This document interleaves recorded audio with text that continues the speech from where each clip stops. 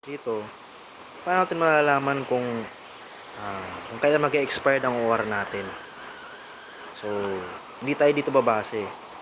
Ito, nung kinuha ko is nung March 6, 2024 ng 8:53 AM. So, para malaman natin kung kailan mag-e-expired, kasi lahat ng mga new model na motorcycle ngayon is 3 years na. Yung old na ano natin is every 1 year. Ngayon, 3 years na. So, dito natin makikita. Yan. Ang sunod na renewal ko is 8/8/2027 pa. Yan. Dito natin makikita. So, magda tayong pumasi dito. So, hindi tayo magbibilang dito. Dito na tayo. Yan. 8/8 hanggang 27 hanggang 8/14 ng 2027. Ayan. So, ayan lang para sa kaalaman ng lahat.